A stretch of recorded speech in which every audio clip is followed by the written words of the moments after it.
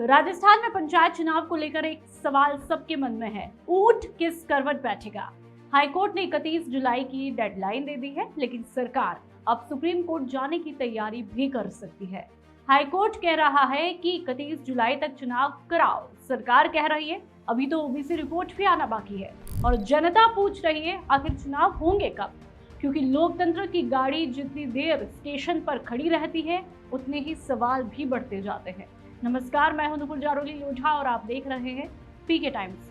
आज बात करेंगे राजस्थान के पंचायत और निकाय चुनावों की, जहां मामला अब चुनाव आयोग से निकलकर हाईकोर्ट और शायद सुप्रीम कोर्ट तक पहुंचने वाला है। अब राजस्थान की राजनीति में इस समय एक कहावत बिल्कुल फिट बैठती है, आगे हुआ पीछे खाई। एक तरफ हाईकोर्ट का आदेश है कि 31 जुलाई 2026 तक पंचायत और निकाय चुनाव हर हाल में पूरे किए जाए। दूसरी तरफ राज्य सरकार है जो अब सुप्रीम कोर्ट जाने की तैयारी भी कर सकती है। सरकार का तर्क है कि बिना ओबीसी आरक्षण के अंतिम रिपोर्ट के चुनाव कराना ऐसा होगा जैसे आधी छोड़ पूरी को धावे, आधी मिले न पूरी पावे। यानी जल्दबाजी में चुनाव कराए तो आरक्षण विवाद खड़ा हो सकता है और बाद में पूरा चुनाव ही कानूनी संकट में फंस सकता है। लेकिन सवाल ये भी है कि जब हाईकोर्ट पहले 15 अप्रैल तक चुनाव कराने का आदेश दे चुका था, तब तैयारियां क्यों नहीं हुई?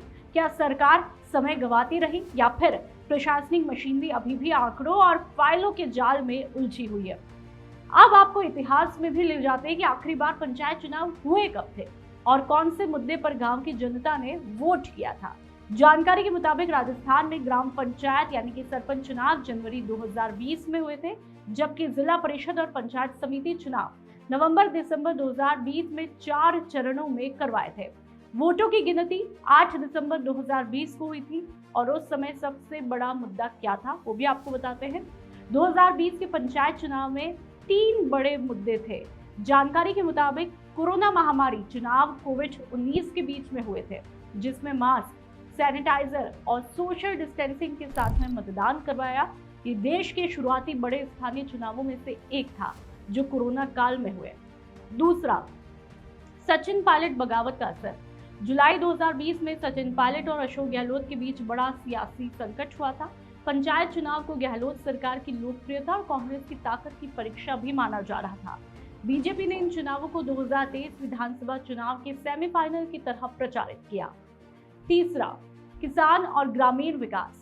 पानी, सड़क, मनरेगा, बिजली और कृषि सबसे बड़े स्थानीय मुद्दे थे। ग्रामीण वोटर स्थानीय विकास और पंचायत लेवल के कामों पर ज्यादा केंद्रित था। वोटिंग कितनी हुई थी वो भी आपको बताते हैं।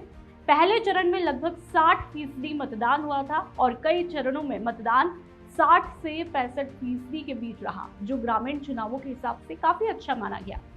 2020 में जब राजस्थान में आखिरी पंचायत चुनाव हुए थे, तब कोरोना का डर था, पायलट बगावत की गर्मी भी थी और गांव की चौपालों में सत्ता की परीक्षा हो रही थी। आज 6 साल बाद फिर पंचायत चुनाव दरवाजे पर है, लेकिन इस बार लड़ाई कोरोना की नहीं, कोर्ट की डेडलाइन और ओबीसी आरक्षण की है। अभी की बात करें तो प्रदेश की 400 से ज्यादा ग्राम पंचायतों से अभी भी आंकड़े आने बाकी है और यहीं से शुरू होती है असली राजनीति। विपक्ष कह रहा है कि सरकार चुनाव से बचना चाहती है और सरकार कह रही है कि वह निष्पक्ष चुनाव चाहती है। यानी मामला कुछ ऐसा हो चुका है कि चोर की दाढ़ी में तिनका और उल्टा चोर कोतवाल को डांटे। दोनों मुहावरे एक साथ फिट बैठ रहे हैं। अब अगर सरकार सुप्रीम कोर्ट जाती है तो सितंबर तक समय मांगती है, तो इसका मतलब साफ होगा कि पंचायत और निकाय चुनाव और आगे खिसक सकते हैं। लेकिन अगर सुप्रीम कोर्ट ने राहत नहीं दी तो फिर सरकार के पास चुनावी बिगुल बजाने के अलावा कोई रास्ता नहीं बचेगा।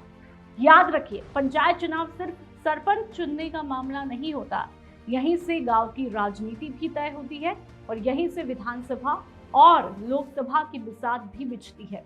राजस्थान में कहा भी जाता है, जड़ मजबूत तो पेड़ मजबूत, और पंचायतें लोकतंत्र की वही जड़ है।